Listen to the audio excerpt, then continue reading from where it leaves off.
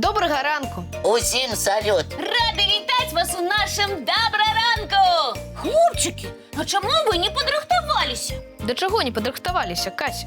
І я не вельмі разумею, што мы не зрабілі. Няўжо вы забыліся, які сёння дзень?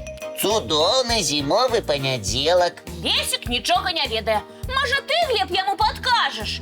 Калі ты, Кася, у такім касцюме, значыць... Цяплей, Глеб, цяплей. Кася, хочаш сказаць, што будзе адліга? І ўсё з-за тваёй вопраткі. Не адгадаў, Лесік. А вось Глеб амаль што разгадаў, што сёння за дзень. Кася, твае загадкі мы не можам разгадаць. Расказвай, што азначае твой касцюмчык і чым асаблівы сённяшні дзень. Добра, паглядзіце уважліва на мяне. Глядзім.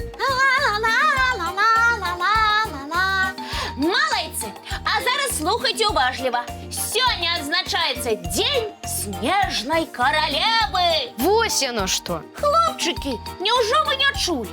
Прабач, Кася, але пра такі незвычайны дзень мы не ведалі. А вось цяпер і вы, і ўсе нашы гледачы будуць ведаць. А ты зараз хочаш стаць сапраўднай снежнай каралевай. Адгадалі, у мяне атрымалася. Яшчэ як? Вы з ёй быццам дзве сястрычкі-блізняткі. Дзякуй, мне гэты вобраз вельмі падабаецца. Толькі ў казцы снежная каралева была зусім недобрай. Гэтыя абставіны мяне засмучаюць. Але не абавязкова усім насіць касцюмы снежнай каралевы. Сёння дзень, калі можна узгадаць героя любімых казак. О, гэта цудоўны занятак. А яшчэ лепш перачытаць любімыя казкі. Да таго ж, можна зляпіць герою казак са снегу. Калі снегу ў двары дастаткова, то пасля заняткаў можна і заняцца гэтым. Глеб, я з табой. Кася, а ты з намі? Вядома, буду ляпіць снежную каралеву. Толькі не забудзьце на цёплыя рукавічкі, каб не адмарозіць свае лапкі. Не забудуся. А зараз давайте падумаем, якія фігуры са снегу мы можам зляпіць у двары. Прапаную паглядзець мультфільм. Можа, ён нас натхніць. Толькі дазвольце мне выбраць мультик. Глеб, дазволім гэта зрабіць нашай снежнай каралеве? Вядома. Толькі, Кася, выберы самы цікавы. Не хвалюйцеся. Снежная каралева ведае толк у мультфільмах.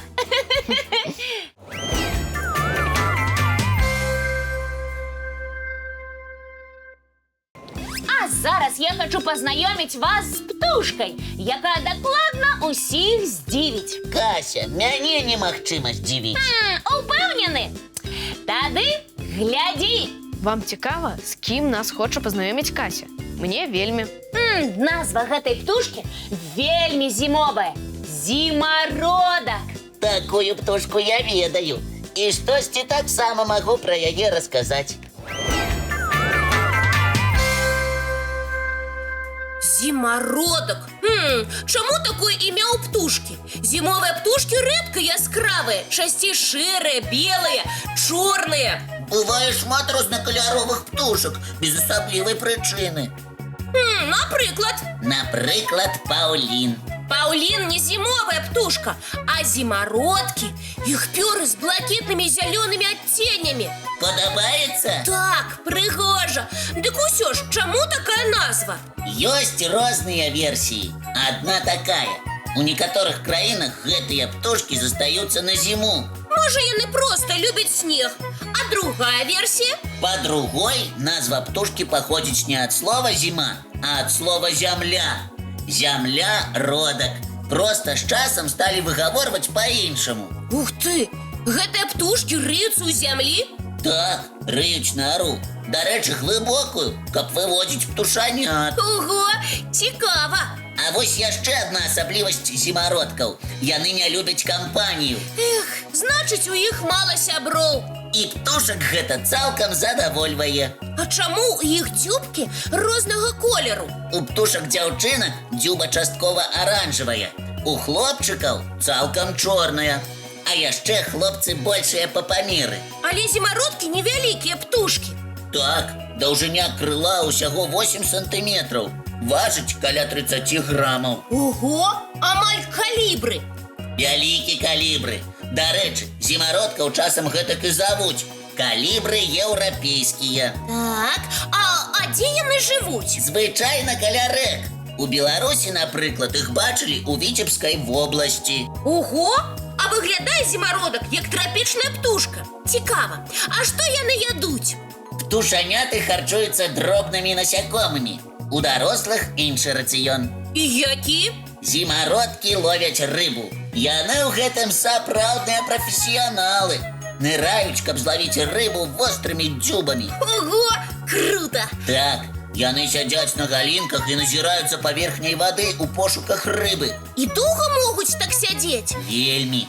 Затое потым імгненна кідаюцца ў ваду. Вось гэта рыбакі! Дарэчы, зімародкі вельмі добра бачаць пад вадой. Атрымліваецца, вада іх стыхія. Так, нават было старажытнае павер'е наконт гэтага. Што зімародкі жывуць частку жыцця як рыбы? Не зусім.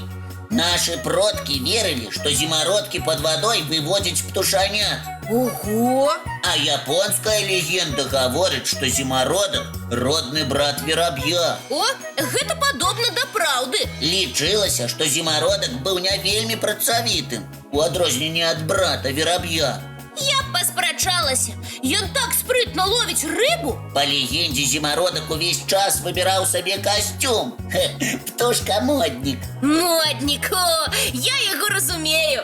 Іншыя птушкі яго за гэта засаромілі.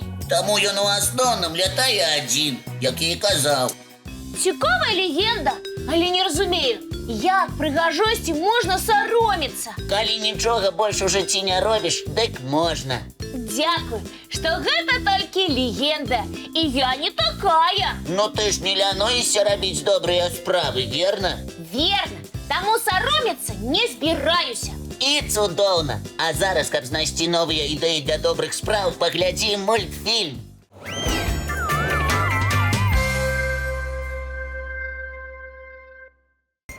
Кася, дзякуй за цікавы мультфільм. І мне ён вельмі спадабаўся. Мне гэта вельмі прыемна. Толькі можна вас папрасіць, хлопчыкі, гаварыць трошкі цішэй. А чаму, Кася? Мы камусьці перашкаджаем сваёй гаворкай? Гучныя размовы могуць разбудзіць мядзведзяў. Сапраўды, яны ж зараз спяць у сваіх бярлогах. Вось, таму, калі ласка, не крычыце, не трэба турбаваць мішак. Дарэчы, спяць у сваіх бярлогах не толькі і мішкі, але і барсукі, і вожыкі, і суслікі, і кажаны.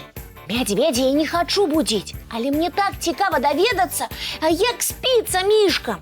Ёсць у мяне знаёмыя касалапыя, і вось што яны мне распавялі пра свой зімовы сон.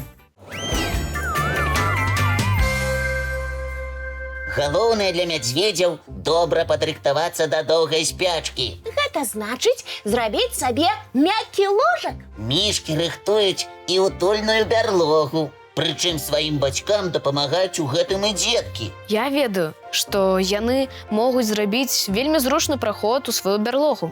Потым яшчэ прыносяць лісце, галінкі, каб зрабіць утульны ложак. Але пры гэтым мядзведзі павінны добра назапасіць тлушчу, каб ім не прыйшлося прачынацца пасярод зімы і шукаць харчаванне. Тлушч таксама дапамагае мішкам не змерзнуць.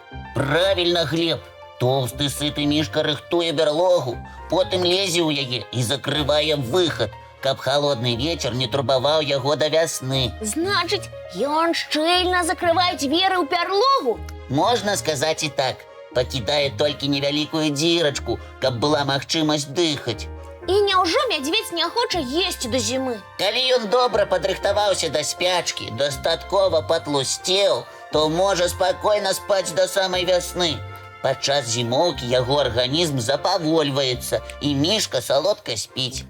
Побач з матуляй спяць яе дзеткі. Сапраўды.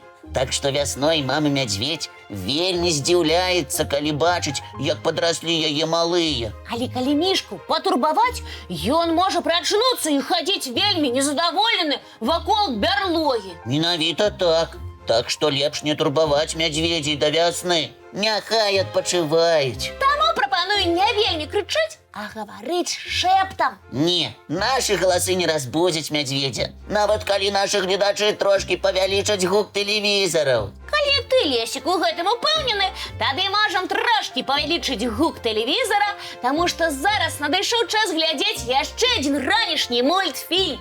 Глядзім, сябры.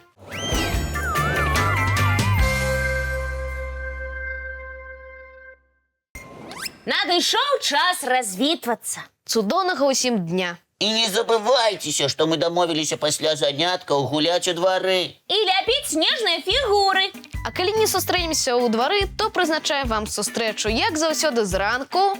У нашым добраранку!